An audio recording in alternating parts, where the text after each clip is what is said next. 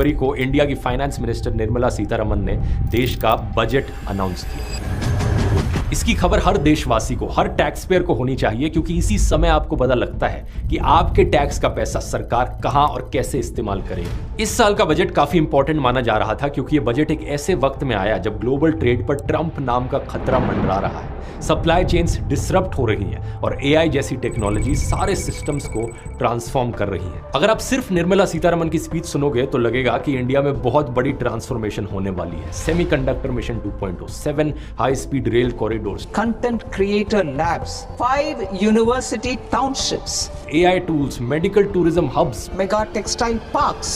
Announcements की list इतनी लंबी है कि लग रहा है कि जैसे कल ही इंडिया विकसित हो जाए।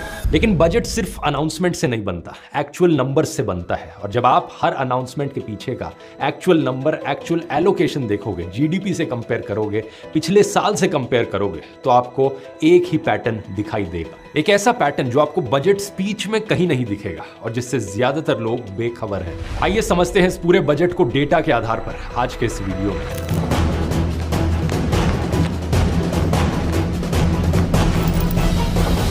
सबसे पहले उसी सवाल की बात कर लेते हैं जो हर बजट में मिडिल क्लास टैक्स पेयर को सबसे ज्यादा मैटर करता है।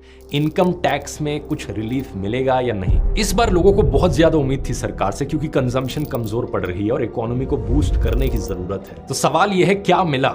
इसका सीधा जवाब है कुछ भी नहीं। ना तो इनकम टैक्स स्लैब्स में कुछ बदलाव किए गए हैं, ना ही रेट्स में। बस कुछ ईज ऑफ कंप्लायंस मेजर्स हैं जिससे टैक्स पेयर्स को थोड़ी सी आसानी और हो जाएगी। उदाहरण के तौर पर एक नॉमिनल फीस के साथ रिवाइज्ड रिटर्न्स फाइल करने की डेडलाइन 31 दिसंबर से बढ़ाकर 31 मार्च कर दी गई है। इसके अलावा कुछ छोटे छोटे ऑफेंसेस को डीक्रिमिनलाइज कर दिया गया है, जैसे कि ये वाले। साथ ही न्यू इनकम टैक्स एक्ट 2025 को 1 अप्रैल 2026 से लागू करने की बात कही गई है। अब एक तरफ रिलीफ नहीं मिला तो नहीं मिला, लेकिन दूसरी तरफ एक और बोझ बढ़ा दिया गया है।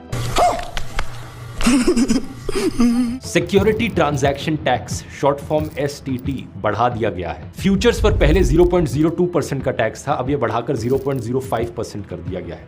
ऑप्शंस पर पहले 0.1% का टैक्स था, अब यह बढ़ाकर 0.15% पर कर दिया गया है। यानी कि वो स्टॉक मार्केट इन्वेस्टर्स जो फ्यूचर्स और ऑप्शंस में इन्वेस्ट करते हैं, अब उन्हें और ज्यादा टैक्स देना होगा। So today government of India is earning more than the broker.